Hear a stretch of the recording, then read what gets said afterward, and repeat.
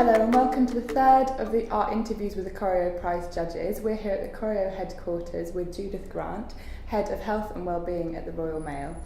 So this morning we're going to just talk through how you moved into the space of your role right now, and what drew you to being like a judge on the Koreo Prize, and just speaking more widely about why the Koreo Prize is relevant for today's context. So thank you so much for coming to our offices. And we'll begin. So could you please give us a brief introduction to yourself? So I'm Judith Grant. I'm Head of Occupational Health and Wellbeing, as you said, at the Royal Mail. I've worked in the Royal Mail for 3 years now, and I'm responsible for looking after the health and wellbeing of our 140,000 strong workforce. So looking at occupational health risks and also opportunities to support people in getting healthier and feeling better about themselves. Lovely. And what does your organisation do? So the Royal Mail, you may have heard of it. So the Royal Mail delivers to 29 million addresses every single day, 6 days a week. So we're the main postal provider in the UK, and probably every single person will sort of meet a Royal Mail employee on a day-to-day basis.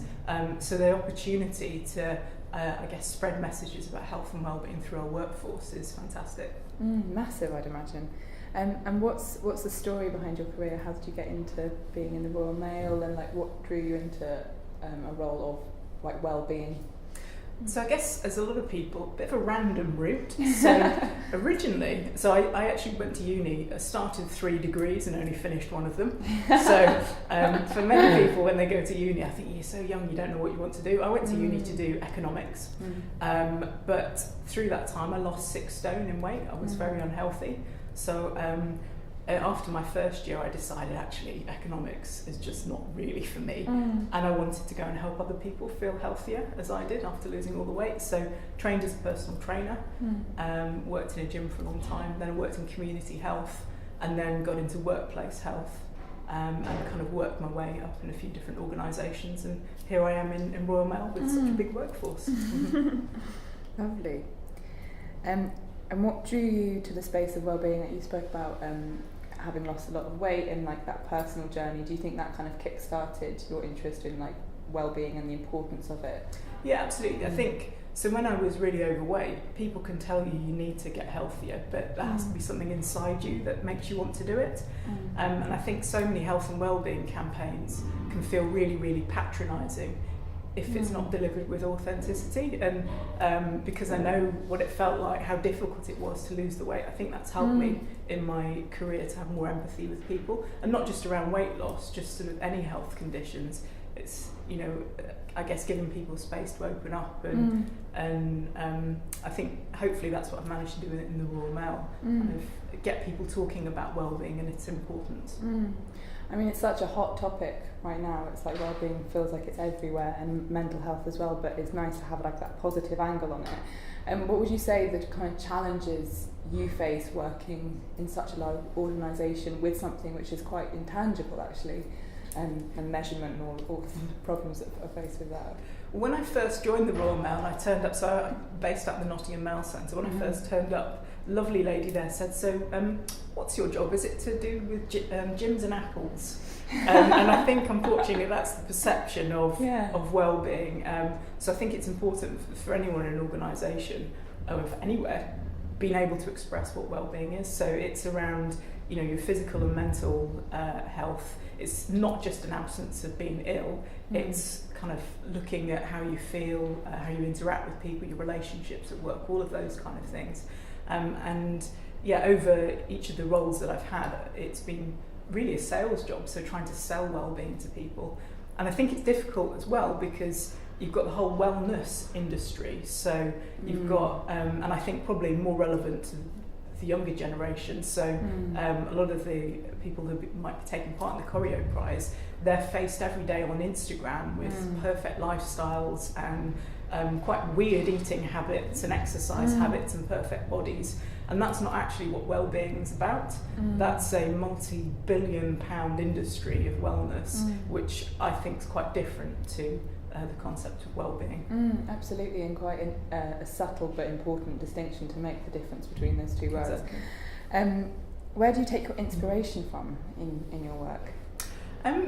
So I guess probably from my dad. So my dad doesn't work in wellbeing, and I guess a lot of people will say this their parents, but my dad kind of started off as an apprentice engineer in Tyneside in Newcastle many years ago, and he's done extraordinary things in his career, and it just down to sheer hard work and wanting to help people, and I think I get that from him. So I don't want just to do a job, I want to come into work and I want to make a difference.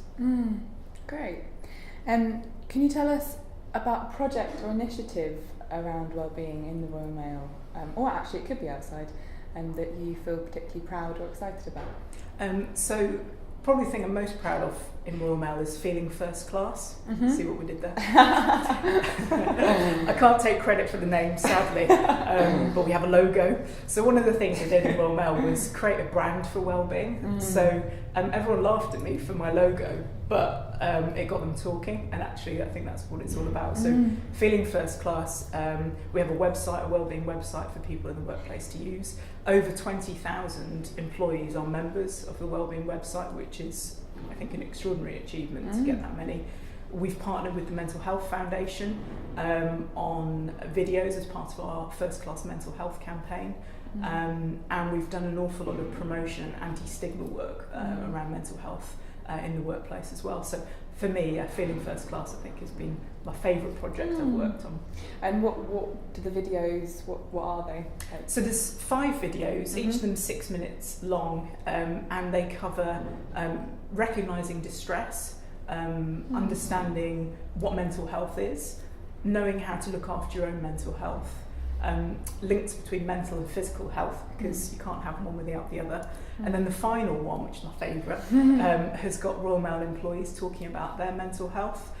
So a couple of, or 5 very brave colleagues of mine appeared on the film talking about their experiences with depression, with suicidal feelings, with anxiety, and that has had a real impact in the business, getting people to open up a lot more about how they're experiencing their mental health. Lovely. So the UN Global Goals are 17 of the most pressing issues that are facing our world right now, derived by like 200 world leaders. Do you think that they're important to a UK context, being a more like a developed society, and how, and like why? Yeah, absolutely. So obviously I'm interested in the wellbeing one, but I think wellbeing encompasses many of the other goals. You know, people born into communities with poorer access to shops and to exercise opportunities, and to healthy foods, that affects the way they're going to live their life. It affects their life expectancy, and that kind of social inequality will affect all of us. So I think the goals are very, very important for everyone, no matter what country they're in. And do you feel that young people are connected to them, or care about them in their day-to-day lives? I don't know, they should. I think because I'm going to launch into a song, the children are the future. But I think that a lot of policymakers are people that maybe have had long, good careers doing all sorts of things, whether it's in public service. But actually I think younger people bring a fresh perspective to these goals, and they're the ones that, when they're 60, 70, how are they going to be living? Will they have pensions? What housing are they're going to live in? Life expectancy for some of the younger generations looks like it could reduce because of poor lifestyle behaviours, and that's quite a significant fact. So I think it's very important that all generations take the UN sustainability goals seriously. Absolutely, I agree. So we translated 6 of the most pressing for the UK society right now into to focus the Koreo Prize. I'll remind you which of the 6 they are. So we've got social mobility, community resilience, well-being, social housing, food security and gender equality. Which of the 6 issues that we're speaking about do you feel most strongly? Obviously we've touched on well-being quite a lot, and that's fine if that's the answer as well. But it'd be interesting just to hear your take on that. So I think, as I said earlier, I mean, well-being covers all of them, and I think you can't have kind of social mobility, you can't have sort of the food security, you can't have those goals without well-being. So I think, you know, for me, the kind of social inequalities is really a big thing when it comes to well-being. So actually in my PhD at the moment, I'm looking at eating behaviours and socioeconomic status, so looking at how someone's education, their income and their job type might influence what they eat and their access to healthy foods. So I think all 6 of those goals are you know, very important, including the gender inequality one actually. So my role is within a health and safety team, and there aren't that many females that go into health and safety. There should be. I don't know if it's seen as a sexiest profession, but I think it's absolutely so important what we do, and there should be a lot more females that are coming into this this space. Absolutely.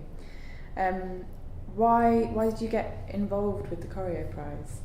What attracted you to it? I think it's just such an exciting initiative. I've not seen anything quite like it. I think to go to younger generations and actually ask, you know, what do you think, is actually, you know, a good idea. I don't know why we put in place programs and policies and all sorts, but sometimes it's good to ask people what they think, and there could be some absolutely brilliant ideas that come out of it that could help inform you know, programs, policies that can make a real difference to people.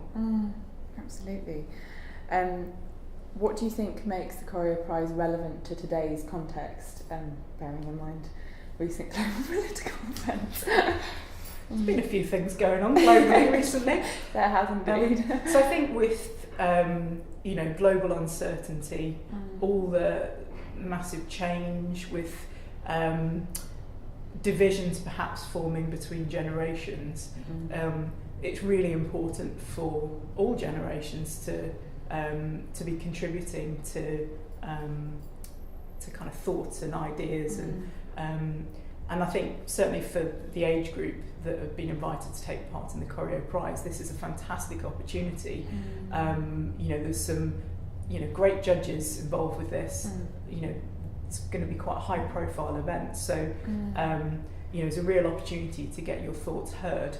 You know, if this generation feels that it's not always listened to, here's the opportunity.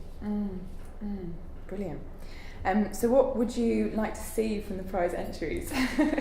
Just some completely different ideas. So I think when you've worked in an area for quite a long time, as I have, it's always great to get fresh ideas from new places, because sometimes there'll be things to do with social media. I'm not even on Twitter. There'll be things to do with social media I haven't got a clue about, or ideas or things that would just never cross my mind. And I think there'll be some really great creative ideas coming from people that I think would be really exciting. Great. Well, that's all our questions. Thank you so much for joining us you. today. And for more information about the Curio Prize, you can check out www.koreo.co/prize.